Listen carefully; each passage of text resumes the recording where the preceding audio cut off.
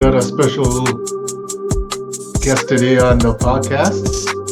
His name is Nelson Perez. Is that Y- correct? Yes, Nelson Paredez-Parks. Great to see you. Glad to be doing this, and love to share with your guests a little bit more about kind of what I do in the entertainment business. And good to see you here today. Yeah. So you've been in the competitive but always fast-paced world of entertainment. Could you tell us how you've been navigating through that crazy world?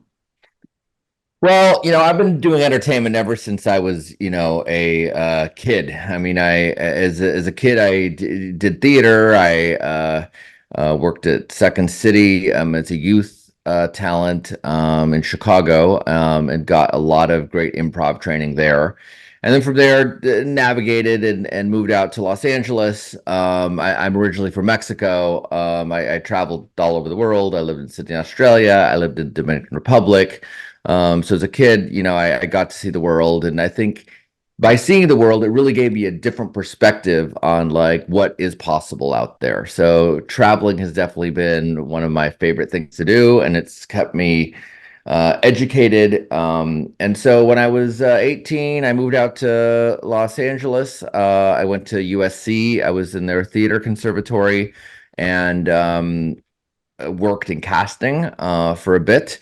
I worked with four different casting offices, casting commercials, and running sessions. So it gave me great experience of like working with the hundreds and hundreds of actors and learned the art of like what it really takes to be an actor. Um, then from there, I coached many actors as an acting coach, and I learned what it takes to be a good mentor and coach. And from there, a lot of my clients said, "Oh, would I start managing them?" And then from there, opened up my management company, and I've been managing, for the past 30 years. So I've done it a while, and now I also business coach entrepreneurs and go-getters that are out there trying to get their business and brands to the next level. I go in and do a deep dive and really help them expand on their business models. Okay, so what would you say has been some of the obstacles that you've surpassed in this business, and how did you keep your mindset focused on getting to where you wanted to get to? I mean, as far as the obstacles go, I mean, there have been so many obstacles along the way. I mean, I remember when I first started the business, I remember having a phone and a desk and some paper and saying, gosh, what am I going to do today? How am I going to get a client? And I mean, I was really old school when I first started. I created, little flyers. I had flyers with my info on them, and I would go down Sunset Boulevard and put flyers up on every telephone pole you could think of to just get a couple phone calls.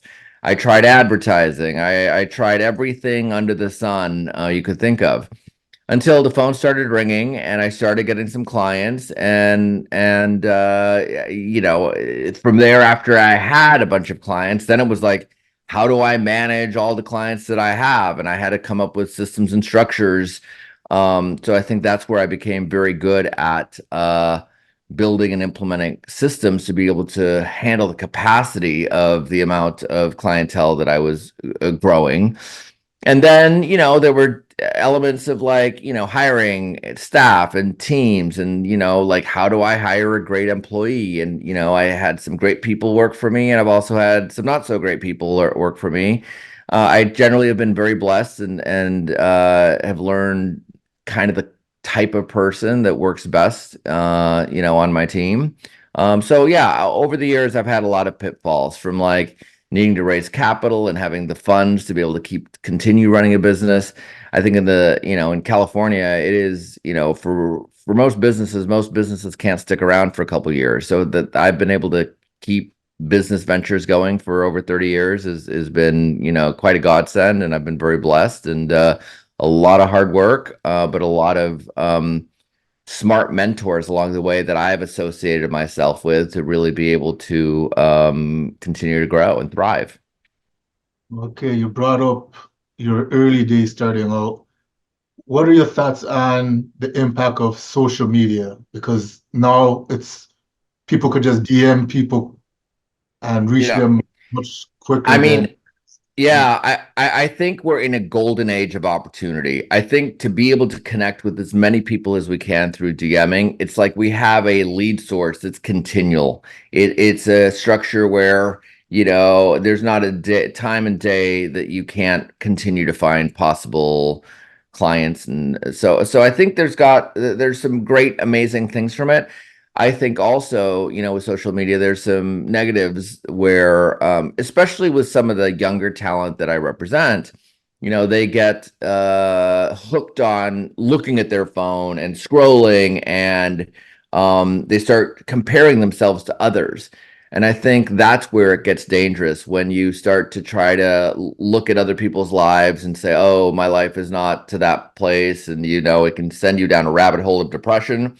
So I think it's important to have boundaries around it. Social media should just be a tool, just like any other tool. Like my phone is a tool, and social media is another tool that helps us be more effective. So I think you just want to have some good parameters and systems and structures around how you use social media and limit it and say, okay, I'm going to use it an hour a day, and I'm going to use it for this, this, and this, and not let it get out of control. I hear that. So you talk about being a talent manager. Could you tell us some of the talent you've worked with and how do you acquire talent to work with? Pretty much finding talent is at this point it's like referral only, or we go to showcases or events to scout talent. I've repped, dozens of clients over the years that we've groomed from the beginning or onset of their careers. One of our longest clients that we've had forever, his name is Malcolm David Kelly. He started in the film as a kid when he was 5 and 6 years old. He did the film Atoine Fisher with Denzel Washington. Then he did another project called You Got Served. He played Little Saint in that project. Then we put him on the series called Lost on ABC. It was shot in Hawaii. And then he created a band called MKTO. You can actually see my plaque right there, on the wall. MKTO was a band that went platinum, and he toured all over the world. And, he's now in his 30s, and we've repped him since the age of 5. We have a lot of interesting talent like that. We have another client by the name of Faly, who is on the current series called Unprisoned with Kerry Washington. He plays Kerry Washington's son.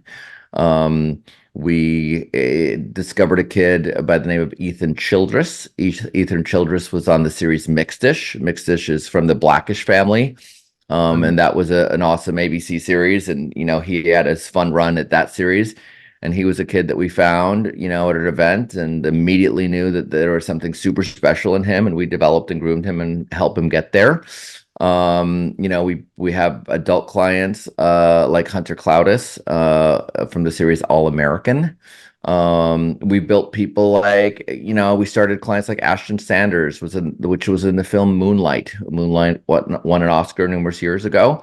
So we've had a lot of, clients along the way on a lot of Disney and Nickelodeon series. So I could do this for a while and give you all our clients over the years. But we've had a lot of, fun supporting these clients. And we also, for me, it's been great to be able to see someone starting at the top of their career and then continuing to just prosper and grow. And I've traveled the world with my clients. I've been to India and Africa and Europe and to the Rome Film Festival and to the Sundance Film Festival, and been part of such fun events over the years and gone to the Emmys and the Oscars and all that. And it's occurs to be all glamorous, but it's not that glamorous. That one night it might feel glamorous, but honestly, it's a lot of hard work. This is like going to the Olympics. So you have to be prepared, you have to be diligent. And for the actors that we mentor and are coachable, those are the clients that over the years succeed. But overnight success is not something that is really overnight. That the days of overnight success stories are very far and few between. Okay. You mentioned working with a lot of kids until they grow into adulthood in the business. Could you tell us the changes that's been made in the industry from the days of Shirley Temple, because she came out with a book talking about how the industry was, and actors like Gary Coleman had issues with his parents and money getting taken away from him before he turned 18. And Yeah. people know someone like Michael Jackson that they said didn't really have a childhood. What are the differences now with the industry? I mean, I think it really always comes down to the parents. It comes down to who the parents are being. Do they have boundaries in their life? I mean, I remember the day when I first started my business, and I remember the way breakdown services used to work. And back in the day, I would get the breakdowns slid under my door first thing in the morning, and I would go through, all my breakdown sheets and go through and find the right talent. And then Yeah. we'd pull headshots. We'd have file cabinets of headshots. And every actor would drop by 30 or 40 headshots to our office every month. And it was a good way for us to check in with them. And then we would take these headshots and we go actually pitch. We would go to the studios. We would go to certain offices to chat with casting directors. And it was a very old school sort of structure. And now it's all online, it's just hit a button, you have account like on talent will have an account on Actors Access, and it's called Breakdown Services for the representatives. And so we use those services to be able to find out what projects are coming out, to try to push our clients. So it's a little bit more instant. We have to be living on our phone and living in front of our computers to be able to present our talent in front of the right people to start moving our clients forward. So it's a little bit more fast paced of a business. But as a manager, we work very old school. Our approach is very old school in the way we work, where we really mentor individuals, and we come up with business plans. So we have strong business plans that we work with our talent to help create. And we want to understand what they're doing in their careers, with their time, with their money, with their budget. So we have a whole system and structure where an actor will put together a business plan before we even start repping them. So picking talent, how do you describe seeing someone and believing that they have the it factor? I mean, honestly, nowadays, I've done this for such a long time that I can tell in 5 seconds, 10 seconds, if the individual is someone that I feel that we can do something about. They walk into our office, or I see an email that they send me and I watch their demo reel, and I can say they have the qualities, the charisma, the elements of what I think it's going to take. And then obviously we need to see their resume to see, what they've booked so far. But a lot of times now it's just a gut feeling. I can, see if an actor really has those elements that we're looking for.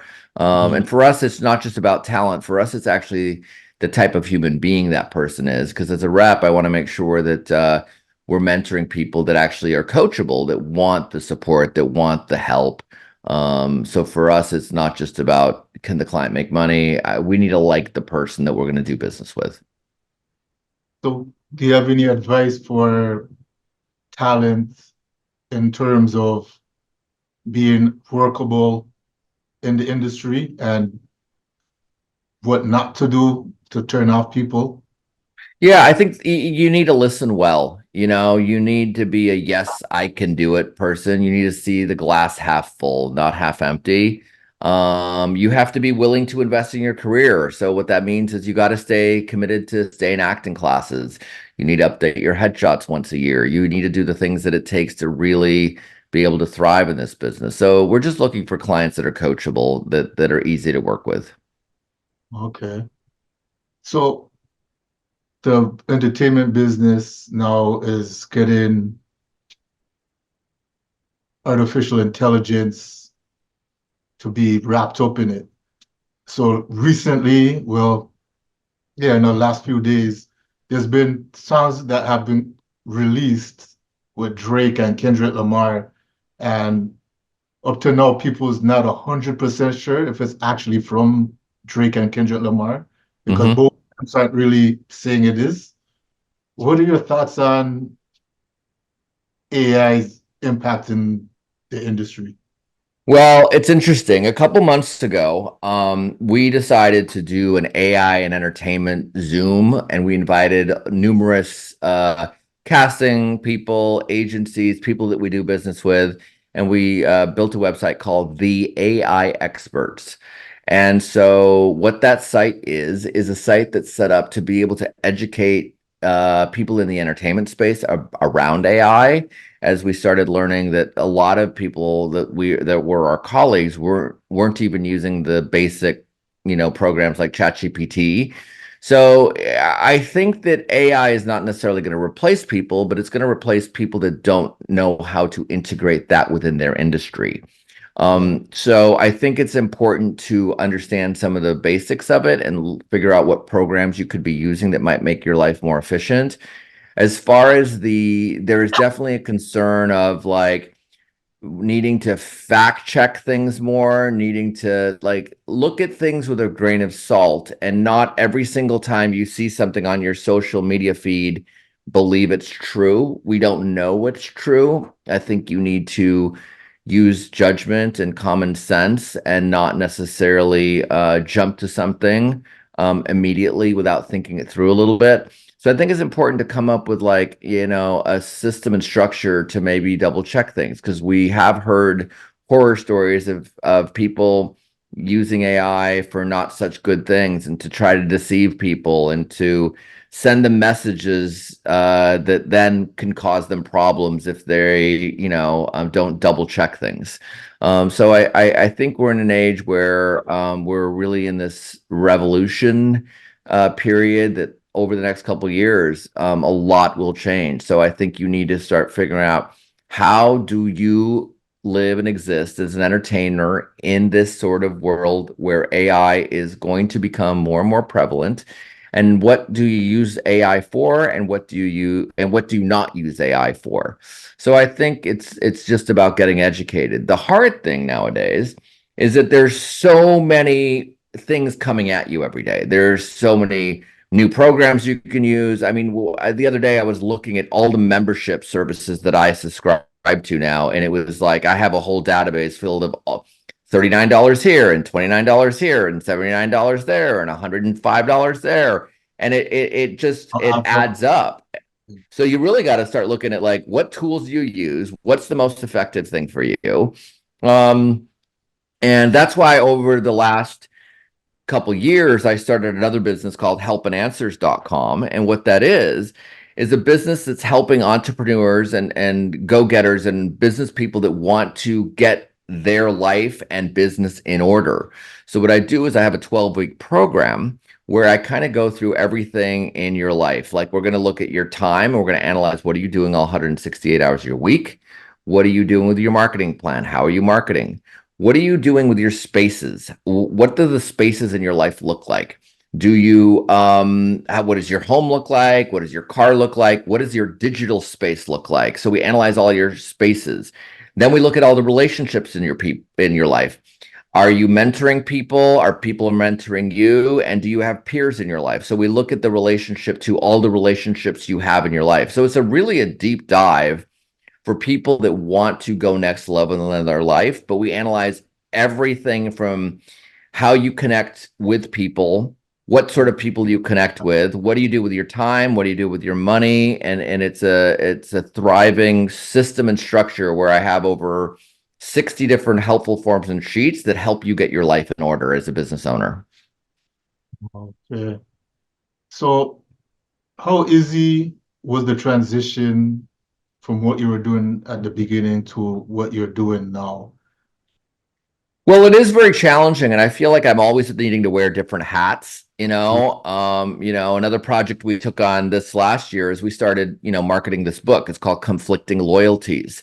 And I was talking to a friend of mine, and he told me that he had this book that he wanted to help market. And again, I'm not in the marketing business of marketing books, But again, we are in the business of like helping performers and entertainers and business owners in many ways. So we said, great, we'll take this project on.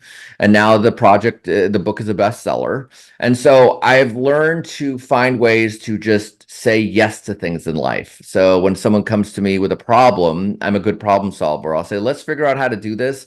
So I think the biggest thing that's challenging is trying to figure out how to make sure that you carve enough time out in your life for the things that are the most important things that you should be focused on. And I think Yeah. that's one of the distinctions between like working in your business or working on your business. So there's a difference between working in it and working on it.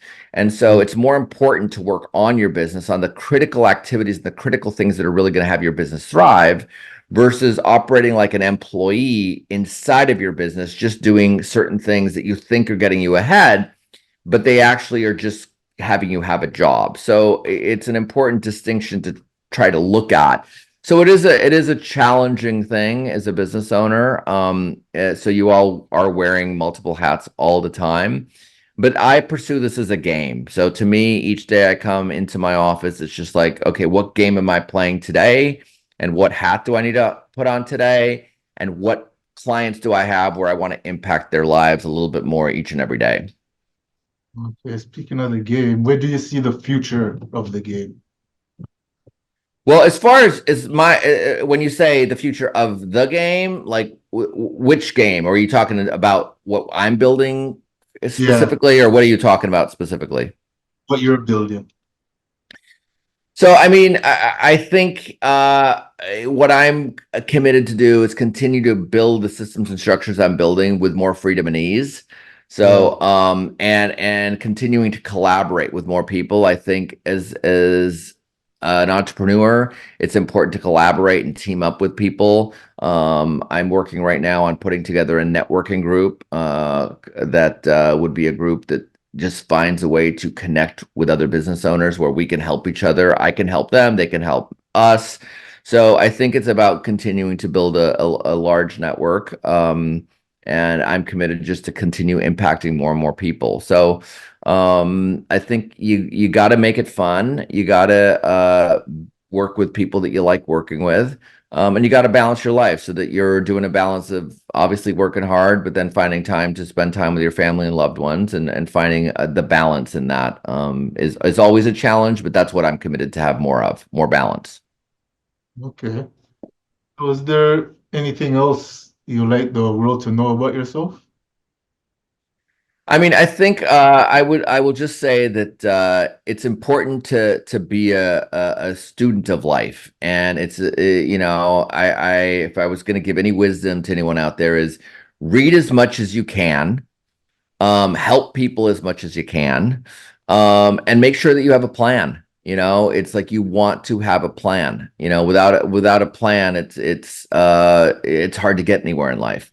So surround yourself with a good group of people that are holding you accountable, and continue to be a student. As you continue growing with every level of your career, it's important not to become a know-it-all. Each day that I live, I find out that I know less and less. So you got to surround yourself with people that are better at everything than you are.